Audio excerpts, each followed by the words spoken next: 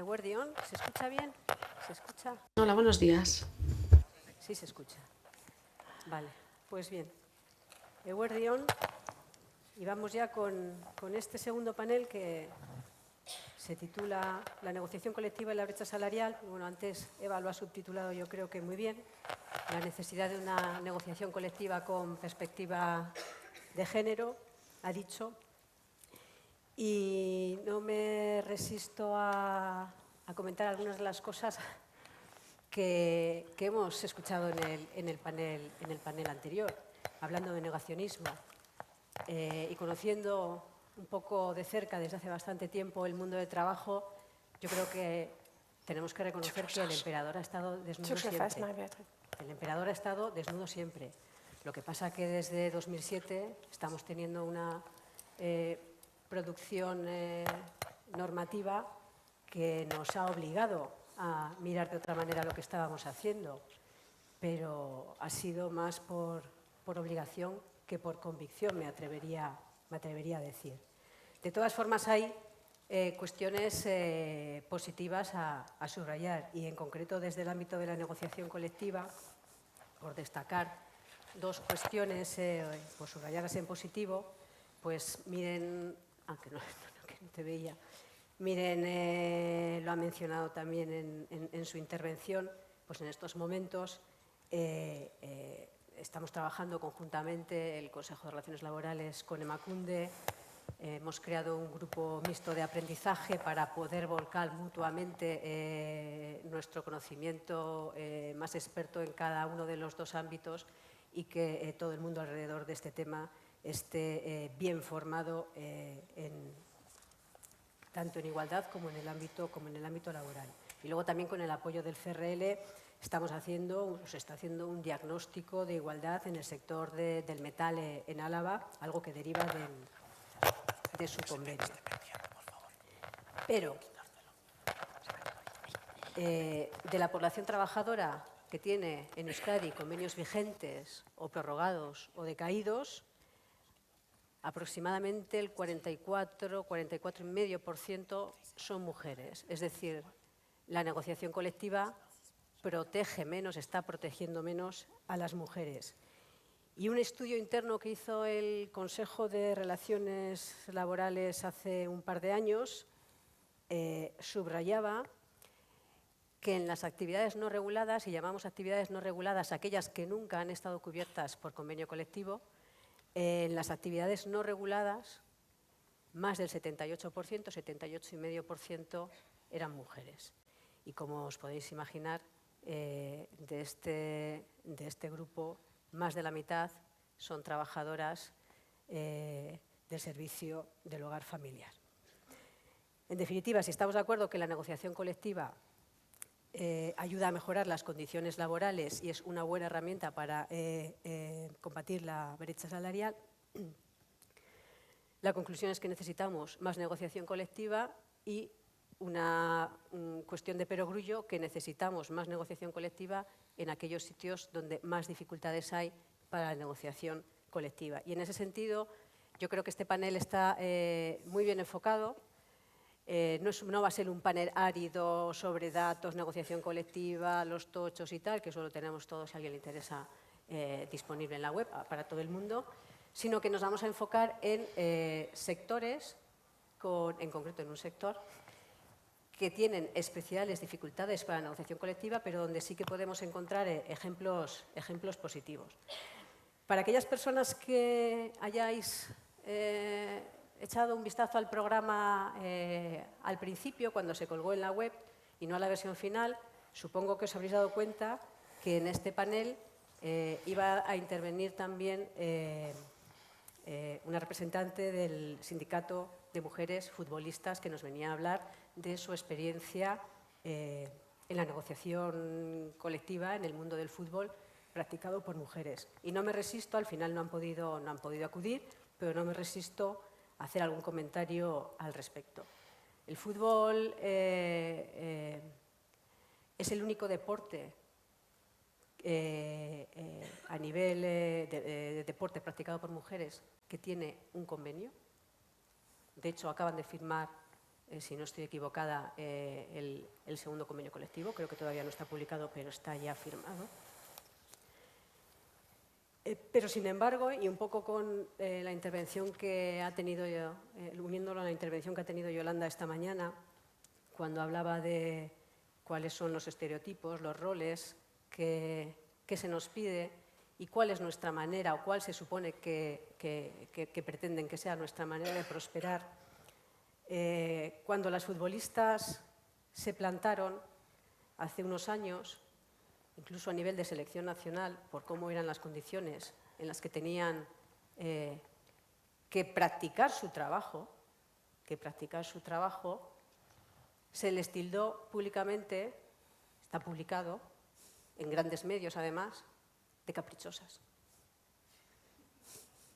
En algún caso de niñatas, porque eran mujeres pidiendo lo que les correspondía. Cuando ha habido alguna cuestión especialmente complicada y fea alrededor del fútbol practicado por mujeres, ha sido noticia, lamentablemente, y todas y todos sabemos a lo que me estoy refiriendo. En el momento en que eso ha pasado y las futbolistas siguen consiguiendo grandes logros, pues otra vez vuelven a estar borradas incluso de las noticias.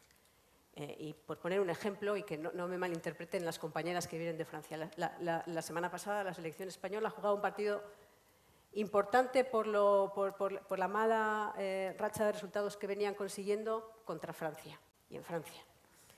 Y consiguieron pues una victoria interesante a nivel deportivo. En las noticias no ha aparecido nada, porque esta vez no había polémica al respecto. Y bueno, a mí me hubiera gustado que hubieran podido estar, sé que a ellas también, porque creo que nos hubieran ilustrado y nos hubieran enfadado también con muchas de las cosas que nos tienen que contar. Pero vamos a las que sí que estamos. Y en este panel contamos con la participación de... me disculpo porque lo voy a decir mal.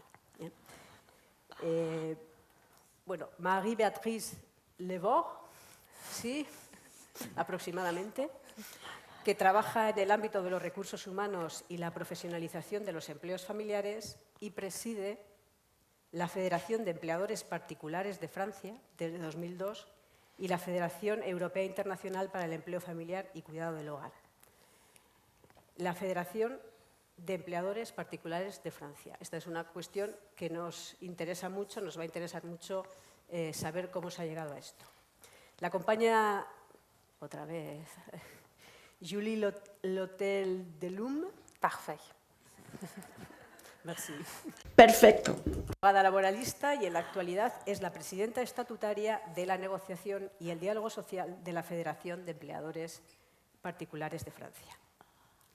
Y por otro lado, con una visión más cercana, está María Ángeles García Pérez, que es abogada y graduado social, miembro del Observatorio Vasco de Acoso y Discriminación, experta en violencia de género, preside la Asociación Gallega de Profesionales de Auditoría Sociolaboral de Género, Acoso y Violencia y la Asociación Profesional Nacional de Especialidad en Género, Igualdad, Acoso y Violencia de Género. Colabora con la Asociación Nacional de Juezas, de Mujeres Juezas, y es una destacada auditora sociolaboral y consultora en igualdad de género. Bien, hablaba antes, esta mañana en algún momento ha salido el tema de los cuidados, del sector cuidados. Begoña creo que mencionaba que el mercado no le da valor a los cuidados. Claro que a mí luego, cuando hablamos de algunas cosas, siempre se me pasa por la cabeza así como sin querer, pero es que el mercado en algunas cuestiones somos todas y somos todos. Y yo creo que el ejemplo que nos van a presentar ellas es bastante ilustrativo. En España, la relación laboral del servicio del hogar familiar, que puede ser algo de lo más parecido a lo que nos van a contar las compañeras, sabéis que es una relación laboral de carácter especial. Es un ámbito totalmente feminizado, ya no voy a entrar además que además hay muchas mujeres inmigrantes, las condiciones laborales son conocidas y es un sector donde ha habido siempre una especial dificultad para poder abordar la negociación colectiva, porque hay una gran dificultad para articular la legitimación en torno a esa negociación colectiva. Ha habido algún intento, creo que lo ha mencionado de pasada, pero es un sector donde cuesta articular la negociación colectiva. Eso no significa que no tengan derecho a ella. Lo que pasa es que de momento no estamos sabiendo acertar en cómo lo tenemos que enfocar. En Francia existe un convenio colectivo. Yo no tengo, de todas formas, demasiado claro que el empleo que está englobado dentro del convenio colectivo que nos vais a presentar sea exactamente lo que desde aquí conocemos como trabajo de servicio del hogar familiar. Pero en todo caso, hay una asociación en Francia que es la que preside Marie-Béatrice, ¿no? ¿O la preside ella? Sí, pero tú eres la presidenta también de la francesa, ¿no? Okay. Ah, vale. No, vale, perfecto. Bien. Hay una asociación en Francia de empleadores particulares. Aquí no hay asociaciones que conozcamos de empleadores particulares. Entonces, yo creo que lo más interesante es saber cómo se llega o cómo habéis llegado a crear una asociación, porque creo que no es reciente. Hola a todos y gracias por la invitación. En français maintenant. Bien, paso al francés. La FETEM, que es la Federación de Empleadores Privados de Francia, es una asociación patronal en Francia. Representa a los 3.300.000 particulares o privados que emplean a 1.100.000 trabajadores en Francia. Evidentemente no es algo que creé yo sola. No, se trata de una estructura que ya, tiene 75 años de andadura, que ha ido evolucionando. Sobre todo a lo largo de los 20 últimos años, gracias a Marie-Béatrice, ha evolucionado enormemente. Yo me he incorporado recientemente. Efectivamente, esta estructura es indispensable, tal y como dice. Aquí estamos casi entre mujeres, la mayor parte del tiempo son las mujeres quienes contratan a otras mujeres en nuestro sector de actividad. Un 95% de ellas, desde luego, son mujeres en nuestro caso. La evolución ha sido lenta, pero necesaria. Todo comenzó en 1948 con la creación de la Federación Nacional de Empleadas del Hogar, que ha ido evolucionando, puesto que en 1980 de ahí es donde tuvimos el primer convenio colectivo. Y ya después, poco a poco, claro, no voy a evocar todas las fechas, pero por ejemplo en el año 2008 fue una fecha fundamental, puesto que en ese momento el estatuto de los particulares se inscribió en la ley.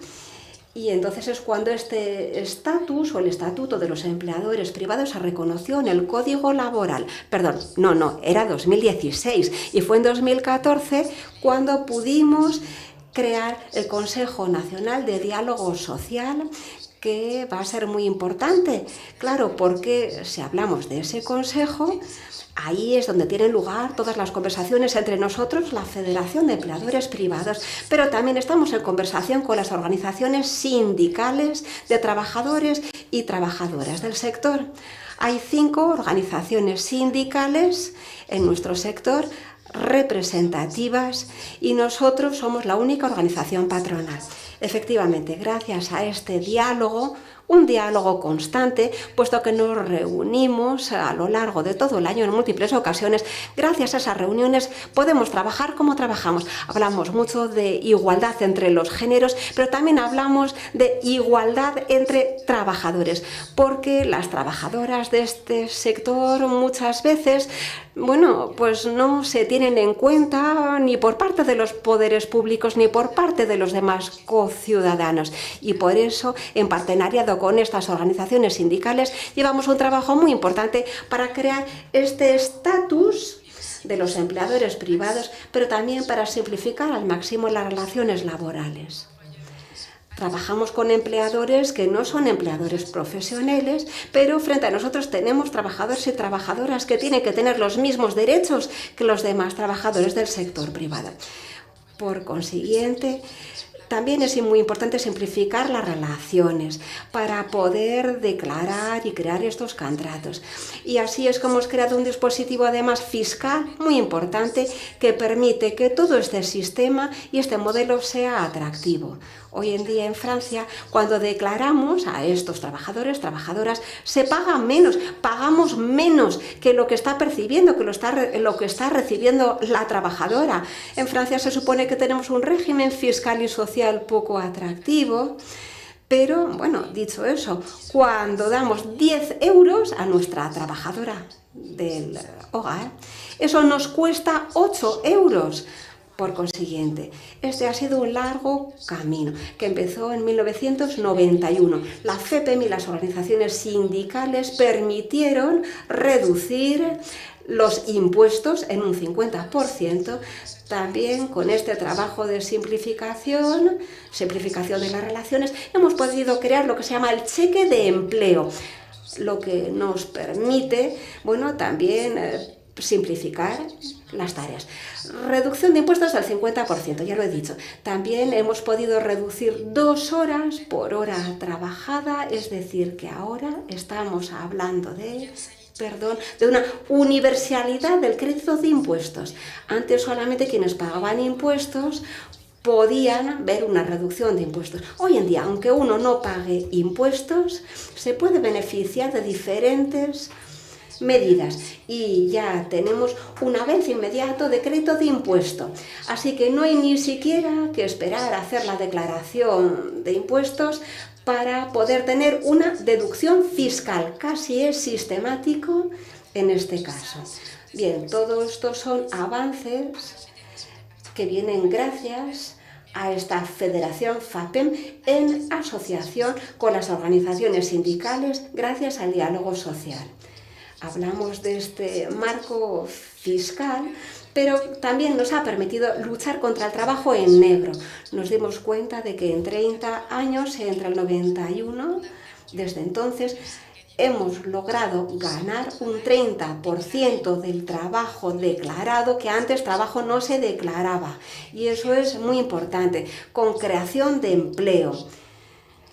Se ha creado empleo y eso también es muy importante. Evidentemente, una vez que están declaradas las trabajadoras, sus derechos mejoran.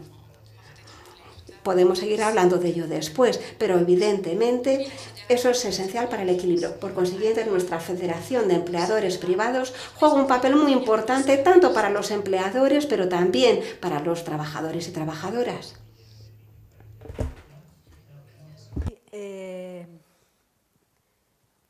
Y ahora, la visión más europea. He mencionado antes que en el caso español no existen asociaciones de empleadores particulares. Es un caso raro en Europa, es algo habitual. Encontramos distintas tipologías de asociaciones en otros países.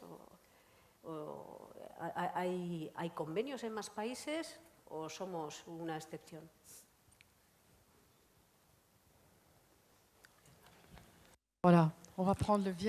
Sí, perfecto. Volvemos al sistema de siempre. Gracias, muchas gracias. Quisiera saludar a la vicepresidenta, que es española, Carmele Asedro, de nuestra asociación. Nuestra Federación Europea, sí, Federación Europea, se creó hace 10 años y también es una organización que reúne, que agrupa a las personas que trabajan en este sector. Entonces yo represento a Francia, pero también hay Italia y en España en esta federación. No estoy todavía respondiendo a su pregunta, pero sí, quisiera hablar del compromiso, de la importancia del compromiso de la señora Carmen Acedo. Sí, España está involucrada a nivel europeo en este sector y le doy las gracias por su contribución. El objetivo del EFE, de la Federación Europea de los Empleos Familiares, es promover los intereses de las familias empleadoras en Europa. Se trata, además, de hacer comprender la importancia de este sector en Europa. Después daré cifras. Y, por supuesto, ya lo hemos dicho, se trata de favorecer un entorno de trabajo regular y profesional. Por consiguiente, se trata de un tripartito entre la importancia de las organizaciones sindicales que se interesan por el estado del sector, por otro lado, la creación de asociaciones de familias empleadoras y, por último, sí, la toma de conciencia por parte del ámbito público y la toma de conciencia en cuanto a las políticas europeas. Evidentemente, hoy en día somos los únicos en este combate, en esta lucha. No siempre ha sido fácil.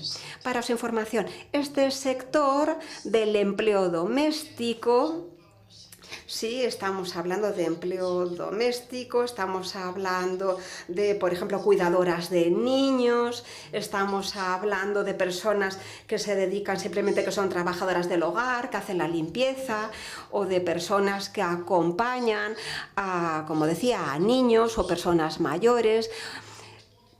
Claro, todos nos enfrentamos a la misma problemática. En Europa asistimos a un envejecimiento global de la población. Nuestra demografía envejece y hay un desequilibrio entre las personas activas y las personas que ya no están activas, lo cual tiene consecuencias muy importantes en un sector como en el nuestro, en cuanto a su capacidad para crear empleos declarados, pero también tiene involucraciones con respecto a la inmigración. Bien, estamos hablando de trabajos creados por las familias en Europa. Se trata de, bueno, y el porcentaje es importante. Casi 10 millones de trabajadores, 91% de las cuales son, por supuesto, mujeres. Julie ya lo ha dicho, mujeres que emplean a otras mujeres. Y nosotras, mujeres, estamos hablando mucho también de nuestra búsqueda de igualdad, ¿verdad?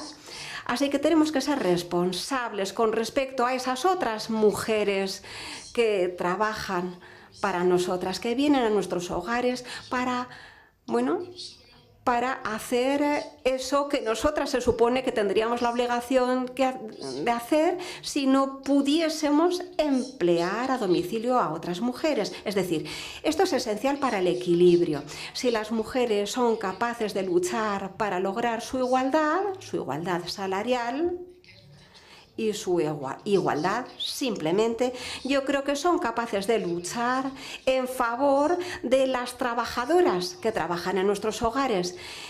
Y insisto en ello, porque está claro que lo sentimos, señores, pero está claro que en Europa todavía, hoy en día, esta es una situación en la que trabajan mujeres. Necesitamos crear federaciones de empleadoras que nos ayuden a salir de esta problemática. Tal y como decía antes, decía que había casi 10 millones de trabajadoras en Europa. Y hay que decir que también de entre ellas hay cierto número de empleos, o incluso una mayoría de ellas que no están declaradas. Empleo no declarado. Si los trabajadores no están declarados, no tendrán servicios sociales. Tengamos convenio colectivo o no lo tengamos. Como saben, la Organización Internacional del Trabajo, la OIT, ha votado en cuanto al sector doméstico un convenio para el trabajo doméstico decente. Y España lo ha ratificado, pero Francia no. En ocasiones, en Francia estamos más avanzados, pero en este caso no es así. Y esto es muy importante. En el código laboral de los diferentes Estados miembros tiene que haber todo, tenemos que hablar de todo ello para que pueda haber derechos. Un convenio colectivo, por supuesto, es una herramienta muy poderosa, puesto que es algo que se negocia con los sindicatos, porque muchas veces se ve ratificado además por los gobiernos. Así que tranquilos y tranquilas, no estáis solas.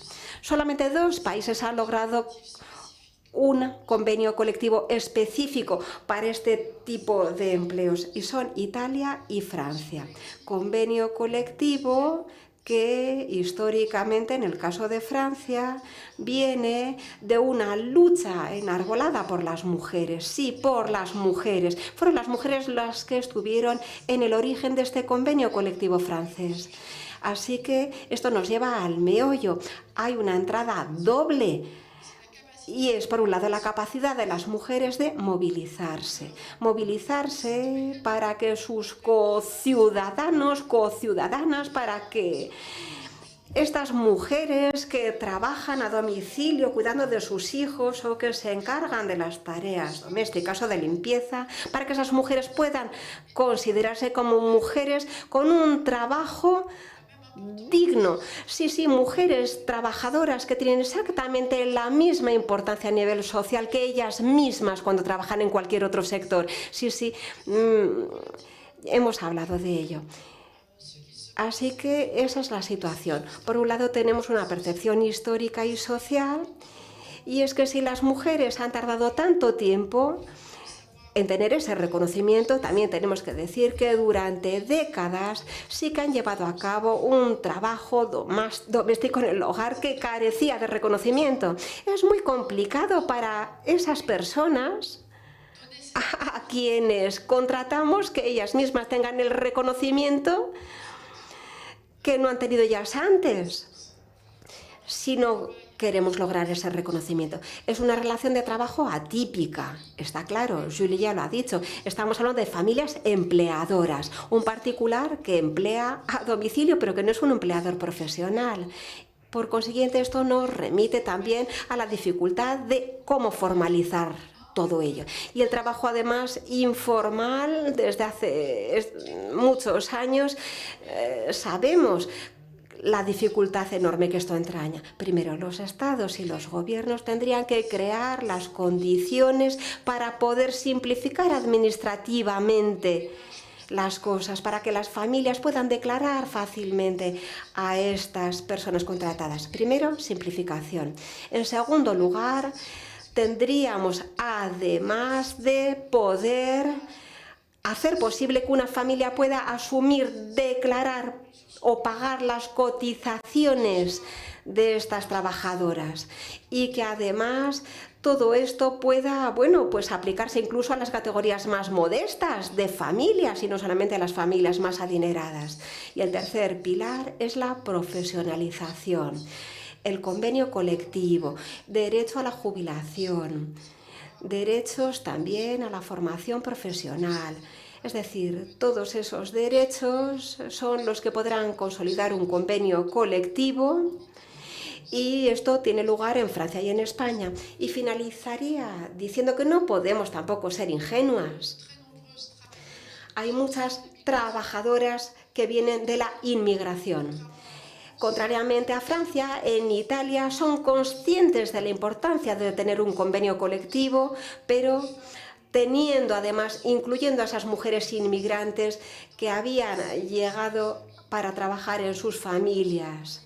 Y por eso Italia fue el primer país en traducir el convenio colectivo en 7 lenguas. Y nosotros hace 2 años también lo hemos hecho así en Francia. El convenio colectivo francés también ahora está traducido en 7 lenguas, para que todas estas mujeres inmigrantes, llegadas de otros países, que no dominan nuestra lengua, para que esas mujeres comprendan y sepan cuáles son sus derechos según este convenio colectivo.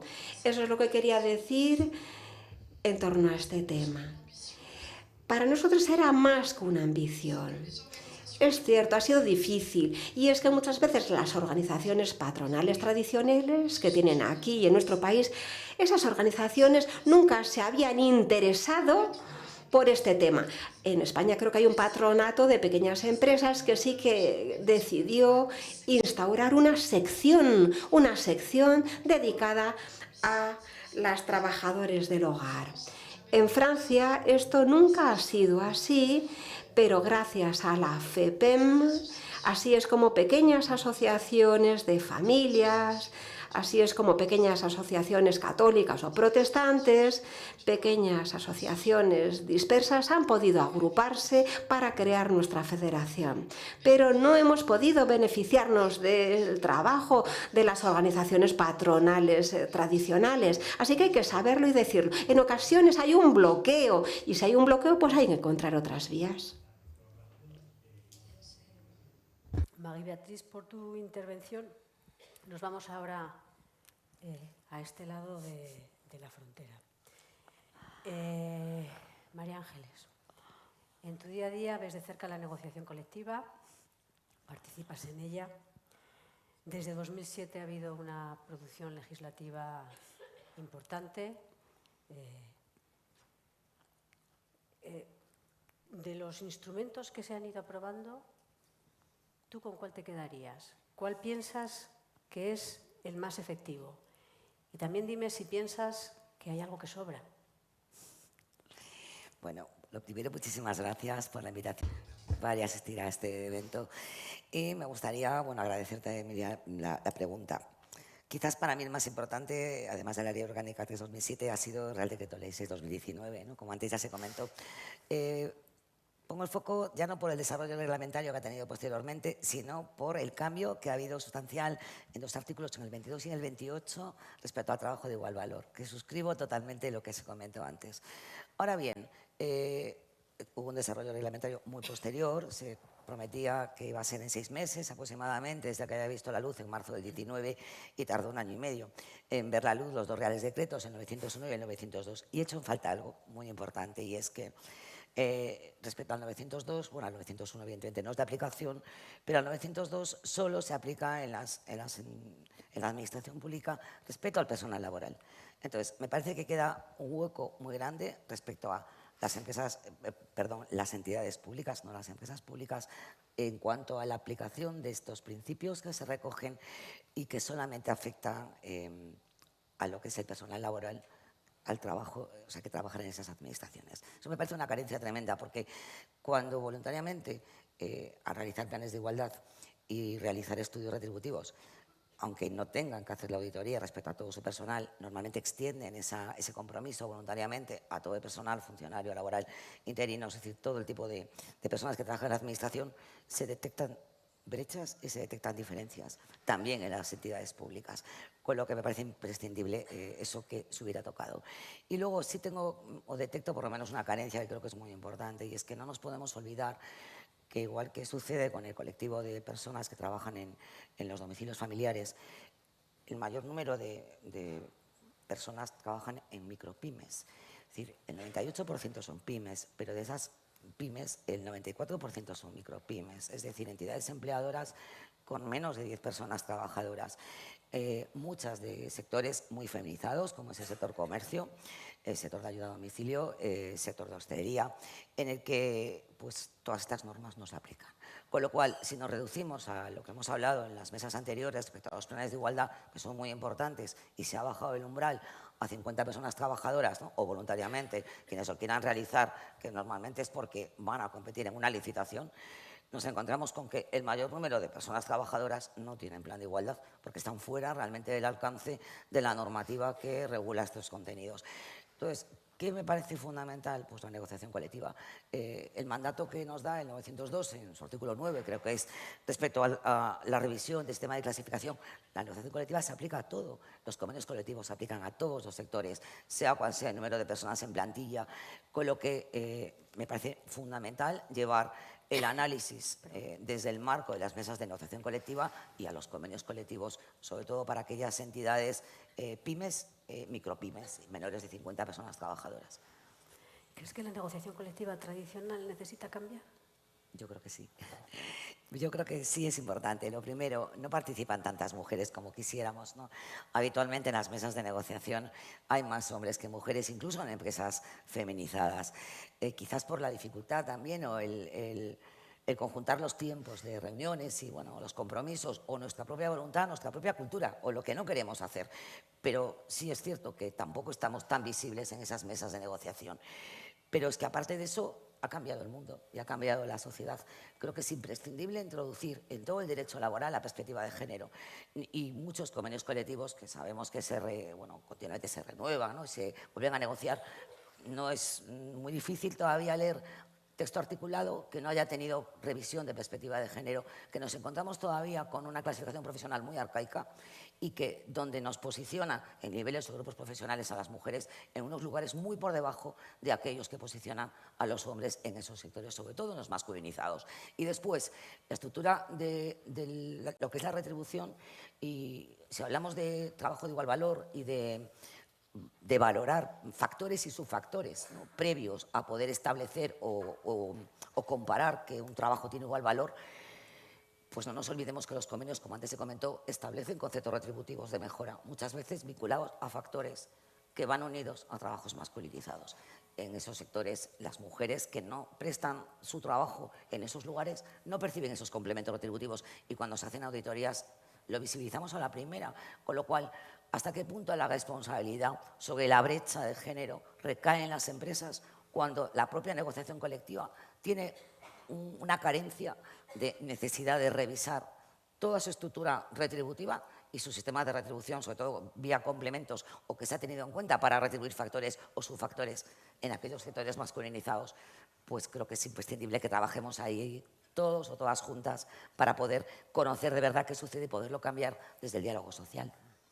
Y con respecto a los instrumentos que tenemos en la negociación colectiva para avanzar en igualdad, ¿crees que los sabemos utilizar? Bueno, ha sido Tú lento. que lo ves así de cerca. Lo veo. Si te quieres mojar. Me voy a mojar, lo veo difícil. A día de hoy sí ha habido muchísima formación, que era imprescindible, mucha información del Ministerio, de las comunidades autónomas, del País Vasco, en Galicia ha habido muchísima formación para que los delegados y delegadas que participan en mesas de negociación pues tengan conocimiento para poder llevar adelante este contenido que hasta ahora no veían. Pero el problema es que la normativa es demasiado exhaustiva o quizás requiere un conocimiento técnico más allá, ¿no?, del común, de lo que eran los convenios colectivos normales, y hay que conocer estadística, o sea, hay que saber ver los datos y analizarlo con un criterio técnico que muy pocas personas en este momento todavía tienen. Nos encontramos que en las mesas es lento, es decir, los documentos que van a la mesa para analizarse, para negociar posteriormente medidas, todavía tienen que ir a las sedes de los sindicatos porque muchas veces hay pocas personas asesoras en las mesas que tengan el conocimiento directo para poderlo analizar. Eso lo que hace es ralentizar mucho todo el proceso. Es común que en empresas muy grandes, con plantillas de 1000 para arriba, de personas trabajadoras, pues los planes se negocian en más de un año. Y tenemos una norma que nos limita a un año en la negociación colectiva. ¿Pero por qué? Porque la dificultad de obtener la información, trasladar la información a documentos, a informes, analizar los informes, que cada parte social que participa, cada sindicato, analice esos documentos, realice sus aportaciones. Es decir, hay un feedback continuo que es lento por, creo que, escasez en este momento de perfil muy técnico que pueda analizar esos contenidos y aportar a la mesa posibles soluciones. Os voy a plantear una pregunta muy concreta a cada una y luego ya dejamos un poco de tiempo por si hay preguntas, si os parece. Juli, con respecto al convenio que tenéis, ¿se aplica solo, es de eficacia general o se aplica solo por parte de las personas que pertenecen a la federación? Es decir, si tú perteneces a la federación y yo no, ¿yo estoy obligada a aplicar el convenio?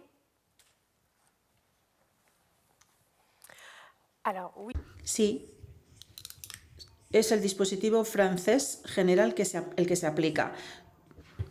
Todo empleador que contrata a un asalariado en nuestro sector de actividad tiene que respetar y cumplir el convenio colectivo, independientemente de que el empleador, en este caso tú, sea miembro de nuestra federación.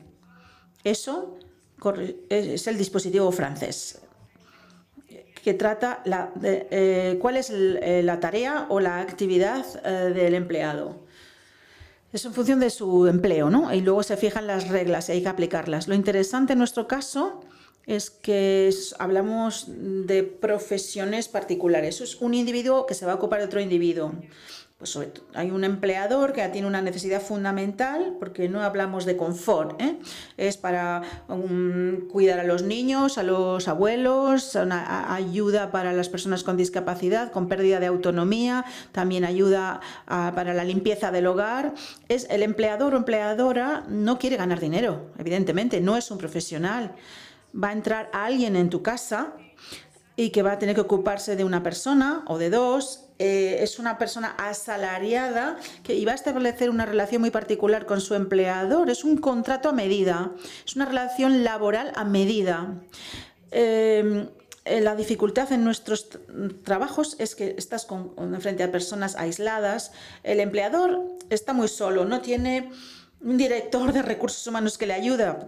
Y luego el asalariado o asalariada suelen ser mujeres.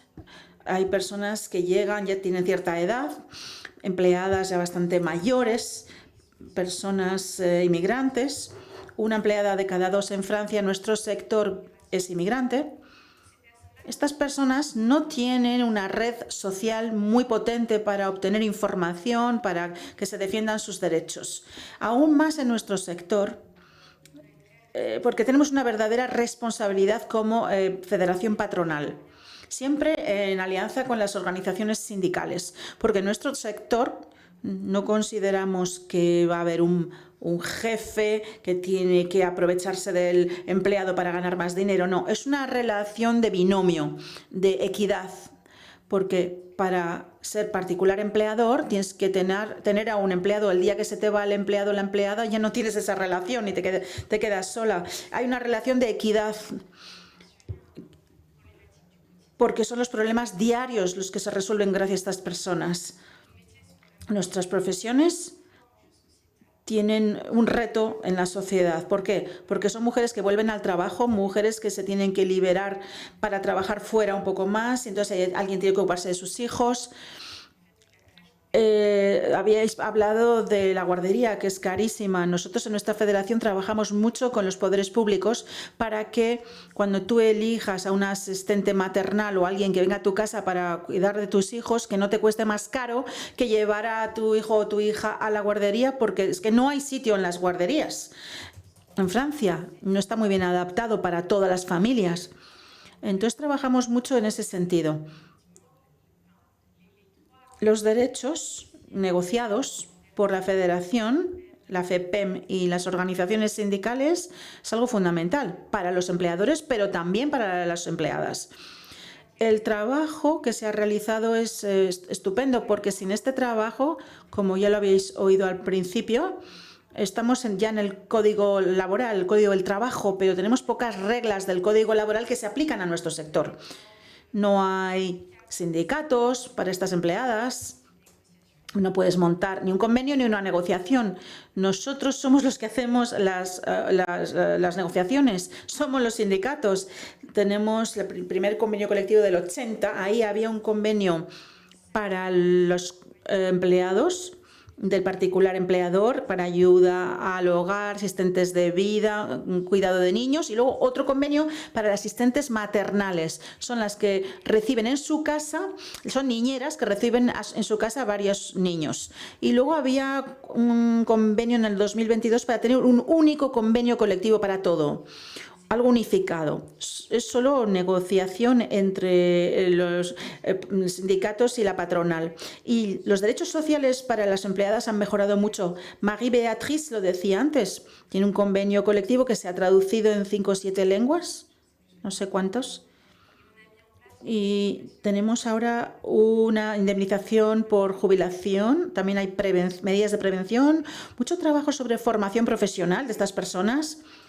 Hemos creado instancias, siempre en conversación con las organizaciones sindicales. Hemos creado una instancia específica para las jubilaciones, En los años 70 era el INSERM el que se ocupaba. Y luego creamos una organización para la profesionalización, porque son oficios muy específicos.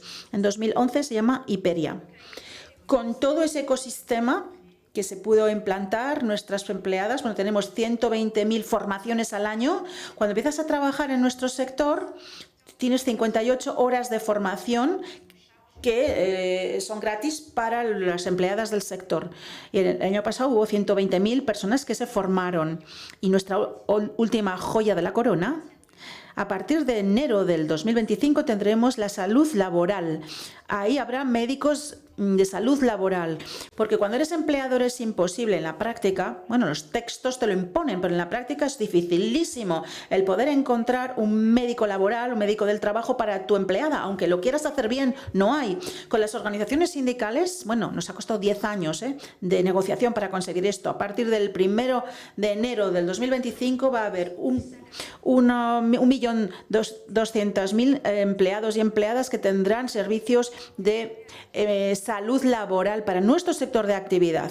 Nuestro servicio de salud laboral también podrá hacer 500.000 consultas o visitas al año en todo el territorio nacional. Esto es solo un trabajo que es posible porque hay un diálogo voluntariamente constructivo, siempre con la escucha. Y me tengo que parar porque me enrollo. Pues es muy interesante porque se trata de aprender de experiencias que existen, pues lo que has dicho, el tema de salud laboral, de una manera totalmente distinta, pero aquí también está encima de la mesa. Y bueno, pues al final creo que tendremos que ir encontrando ejemplos y viendo cómo se pueden adaptar para que al final los trabajadores y las trabajadoras, pero fundamentalmente las trabajadoras, pues son prácticamente totalidad de mujeres del servicio del hogar familiar, tengan los derechos que realmente les corresponden. ¿Te he entendido bien antes? ¿Has dicho que en España hay una asociación de empleadores? ¿O me lo he inventado? No. Alors, je récupère. Bueno, ahora tengo un micro nuevo. Este funciona. Marian, y ya acabamos, y que puedan preguntar. Je vais être rapide. Voy a ser muy rápida. No hay asociación de empleadores en España. Hoy hay personas que se han movilizado en España para intentar que pueda nacer este proyecto y que se active a nivel europeo. El primer objetivo, tengo 3 cosas para terminar. 1, creo que incluso en España hacer reconocer el estatus de empleador en los textos es muy importante para estos trabajos. Es la base para crear asociaciones luego de familias o de personas empleadoras a domicilio que luego puedan ser agentes de la negociación colectiva. Es una de nuestras reivindicaciones a nivel europeo. La política europea incita a los Estados miembros, así se dice, incita a los Estados miembros a crear el reconocimiento del estatus de familias empleadoras en sus dispositivos.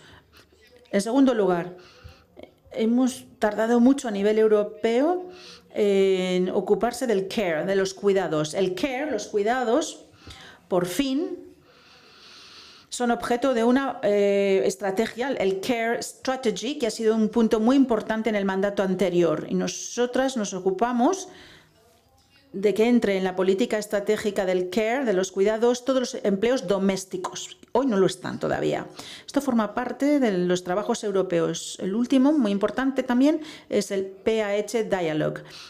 Cómo desarrollar el diálogo social europeo para incitar a los Estados miembros a implantar en su territorio, con sus propias políticas públicas y sus derechos, estos grandes retos que son integrar los cuidados en el reconocimiento y la valorización de esos empleos, porque si no nadie va a ocuparse ni de nuestros hijos ni de nuestros mayores.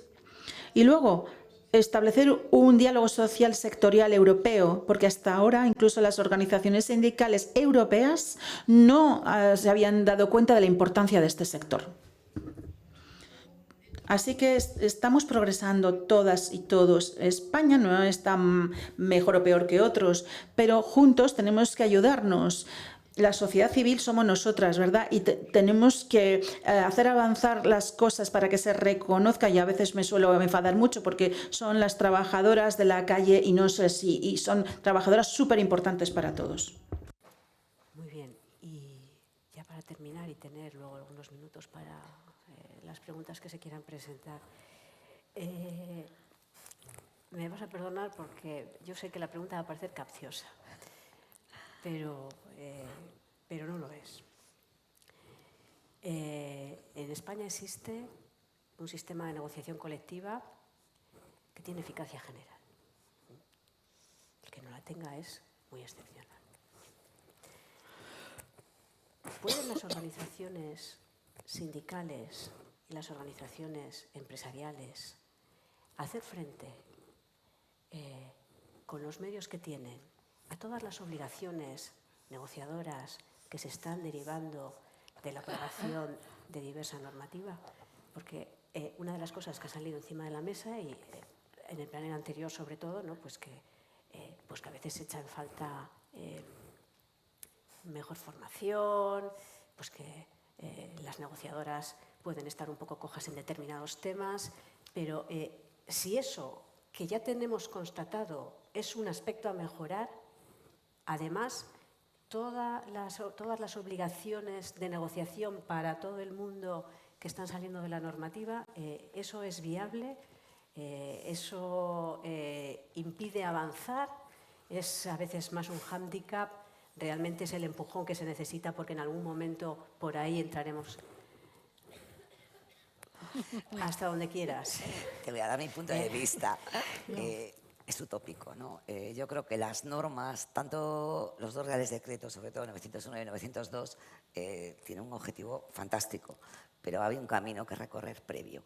Entonces, no nos olvidemos que personas con formación en igualdad, o sea, hablamos de derecho laboral, o sea, quedó muy claro antiguamente cuando se regularon el artículo 45 y 46 de la Ley Orgánica 3/2007, era derecho laboral, pero tampoco se veía como tal, ¿no? Aunque aquello que no regulaba se iba a la normativa laboral, pero parecía que era algo de todo tipo de profesionales.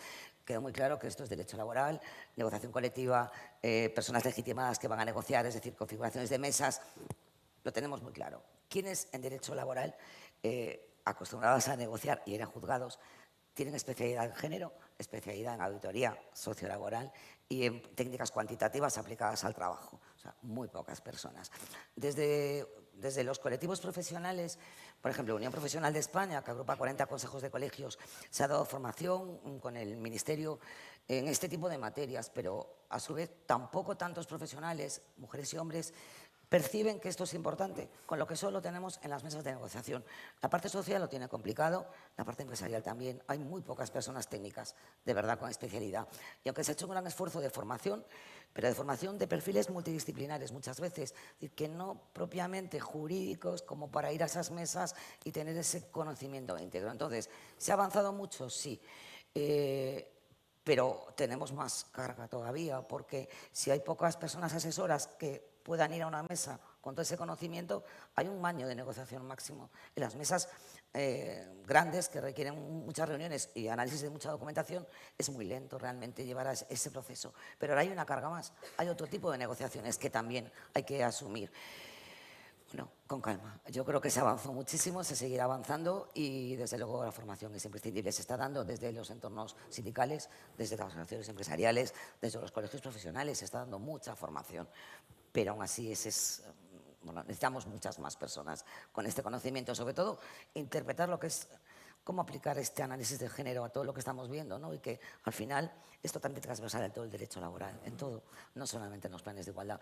Entonces, súper imprescindible quizás acometer desde las organizaciones empresariales y sindicales este análisis de género de todo lo que es la negociación colectiva, desde el origen al final, para poder entenderlo y poder poner las herramientas necesarias para corregir esas brechas que estamos al final detectando. Pero yo creo que sí lo conseguiremos. Es optimista. Sí, se avanzó muchísimo. Yo estoy de acuerdo también. Tenemos unos minutos por si se quiere presentar alguna pregunta o alguna reflexión ¿O ya es hora de comer? Sí, pues bueno, parece que no hay ninguna petición de... Ah, sí, sí que hay una, sí. El micrófono lo tengo yo. Te lo acerco. Ah, bueno, tienes... Vale, perfecto. Pues mi pregunta es para María Ángeles. ¿Qué aporta la negociación colectiva a la igualdad y qué aporta la igualdad a la negociación colectiva? Porque efectivamente lo has comentado muy bien, desde el 2019 ya está claro que todos los temas de igualdad en las empresas son temas de negociación colectiva, de derecho laboral, como no podía ser de otra manera, pero yo creo que aún falta, digamos, una reflexión más importante sobre lo que eso realmente significa. Y me gustaría conocer tu opinión sobre si eso aporta o no, o qué aporta esa cuestión de la negociación colectiva a la igualdad y la igualdad a la negociación colectiva. Bueno, Elena, complicado me lo pones. Creo que aún hay que hacer una reflexión inicial. Lo primero, la negociación colectiva tal cual está estructurada y de toda la vida viene para atrás, hemos participado mucho en ellas, muchas de estas mesas, no estaba pensado para esto, con lo cual chocamos todavía con la cultura que tenemos y la cultura y el machismo que tenemos dentro de lo que es la negociación colectiva, que es una realidad. ¿Quiénes forman parte de esas mesas negociadoras de sectores masculinizados tradicionales? Nosotras evidentemente no. Con lo cual, con ese choque estamos todos los días en una mesa negociadora. Cuando se incorpora la igualdad, que es transversal, no se quiere ver, se ve como algo ajeno. Es decir, hay una política de igualdad, hay que negociar un plan de igualdad en determinadas empresas con determinado número de personas trabajadoras, pero bueno, como algo que está ahí. Ahora se ve como algo importante. Quizás desde el 19 aquí, que yo creo que fue la reforma que más marcó, ahora sí se está viendo que es transversal en todo el derecho laboral. Otra cosa es que se introduzca en todas las secciones, en toda la patronal, en los sindicatos, es decir, en todas las personas que conforman ese diálogo social, que es imprescindible tener conocimiento de perspectiva de género en todo el derecho laboral. Porque estamos hablando desde el inicio, cómo contrato, cómo selecciono, es decir, cómo creo un perfil, que ya no es que tenga o no un lenguaje neutro, sino cómo configuro el contenido que va a un perfil cuando saco una vacante, cómo estructuro un proceso de promoción, si la formación o no va alineada con la promoción futura. Es un montón de conglomerado laboral que no se tiene en cuenta, más que cuando se analizan datos cuantitativos en las mesas de planes de igualdad, pero vuelvo a lo mismo. Queda fuera el 94% de micropymes y el 98% de pymes. Eso es una triste realidad y eso debería asumirlo la negociación colectiva. Desde mi punto de vista, integrar todo lo que es igualdad en toda la negociación colectiva, al margen de que existan planes concretos para empresas de determinadas plantillas que puedan asumir compromisos negociados, por supuesto, que es lo ideal, a mayores de lo que marque la norma, lo que marque el convenio. Pero creo que tenemos que pasar por ahí, integrar la igualdad en todas las fases de la negociación colectiva. Ese es mi punto de vista. Muchas gracias por la pregunta. ¿Tendríamos tiempo para una más, si existe? Sí.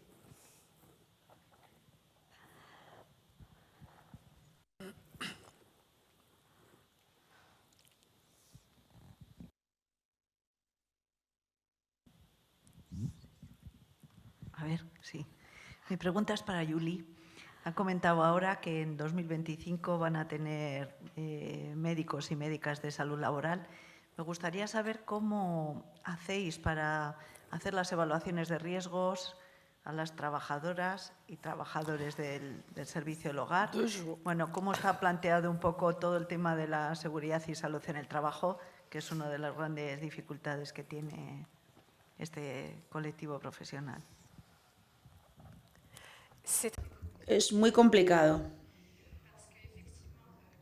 El trabajo se hace en tu casa, en tu domicilio. Entonces, el médico laboral tiene que poder venir a tu casa para ver cómo se organiza el puesto de trabajo, dónde trabaja, cuáles son las relaciones laborales de esa empleada. El médico no va a venir a tu casa, no se va a poder hacer eso. Y luego hay empleadas que mayoritariamente tienen varios empleadores y que hacen trabajos diferentes. Es muy complicado esta inspección de la salud laboral. Entonces, el servicio abrirá en enero. Hemos lanzado una encuesta enviada a 4.000 asalariados de esta Federación de Particulares Empleadores, para ver cómo se organiza el trabajo, en su caso, para comprender cuáles son los problemas principales. Lógicamente habrá riesgos psicosociales porque hay empleadas que trabajan solas, con personas frágiles, también para las ayudas en el hogar, cómo se combina los productos químicos que usas para limpiar tu casa, puede ser tóxico, ahí entra la salud y seguridad laboral, y luego ¿cómo se va a desplegar esto a nivel de toda Francia? Bueno, pues no puedes tener un médico en cada casa, tendríamos que tener un médico en cada pueblo, porque tenemos empleadas de este tipo en cada pueblo de Francia. Serán médicos de nuestro servicio y luego habrá que firmar contratos con servicios de salud un poco distribuidos por toda Francia.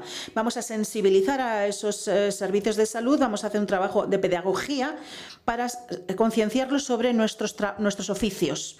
Entonces, con la empleada tendrá una lista de preguntas a las que tendrá que responder y el médico o médica tendrá que estar formada para comprender cuál es esa actividad a domicilio y luego vamos a preguntar también a los particulares empleadores, a los privados, para que rellenen ese formulario para comprender la realidad del trabajo en sus casas. Y luego, cuando habláis de todas las instituciones que hemos ido creando, hay otra, bueno, hay más, pero hay otra de la que no he hablado, la Asociación Paritaria Nacional de Información e Innovación, que creamos para simplificar el trabajo de las empleadas y de los particulares empleadores. Ahí se va a hacer la prevención, toda la prevención colectiva. El Servicio de Salud Laboral se ocupa de la prevención individual. Así que juntando todas estas piezas del puzzle, podremos cubrir la globalidad, la totalidad del trabajo que tiene que hacer un médico laboral. Sí, quería añadir que aguas arriba hemos hecho un trabajo previo sobre las grandes profesiones, grandes oficios. Tenemos lo que llamamos un kit pedagógico, una maleta pedagógica para los médicos y médicas con un porcentaje muy importante de explicación de la realidad del lugar de trabajo. Se les explica lo que se hace en estos oficios. En la negociación ya tenemos todas esas referencias, esa formación básica para enfermeras, para médicos, médicas que van a tener que estar formados, y hemos trabajado también en cuanto a la e-salud, la salud electrónica, para diagnósticos previos, telemedicina, etcétera, que podrán hacer también enfermeras a distancia, teleconsultas, y esto va a ayudar a la relación directa con los médicos también, que no pueden desplazarse. Es un gran orgullo para nosotras, y lo que nos ha llevado más tiempo, porque nos ha hecho falta mucho tiempo para la formación profesional, es la cuestión de la tenacidad, y tú has insistido mucho en ello. No renunciar nunca, no tirar la toalla, decir que nuestras empleadas son como las demás, como los demás, no somos empleadores como los demás tampoco. La Federación y las organizaciones sindicales han conseguido esto. Es un encuentro entre empleados de otro tipo, nosotros, y empleadores que también sean como otros. Y quisiera hacer una pregunta también. Si hubiéramos esperado que el derecho laboral se ocupara de nosotras, estaríamos todavía en la edad de piedra. Porque nosotras hemos intentado tener lo que llamamos principios derogatorios. Es decir, el dispositivo público nos ha permitido tener principios derogatorios en nuestros acuerdos y convenios. Es decir, tú tienes un derecho básico y ahí se van insertando las particularidades de estos oficios. Son derechos derogatorios y hemos podido evitar las dificultades que tú has comentado antes. Y gracias a esas derogaciones hemos podido obtener resultados mucho antes. Bien, pues muchísimas gracias a las tres. Acabamos aquí. Yo creo que ha sido un panel realmente interesante. Creo que hemos aprendido, hemos tomado notas. También notas de los deberes, que creo que además seguramente habrá alguna mesa esta tarde. Veo aquí a las representantes de los agentes sociales que podrán empalmar con algo de lo que hemos dicho. Y acabamos aquí nosotras. Vale. Muchísimas gracias a las tres. Muchas gracias.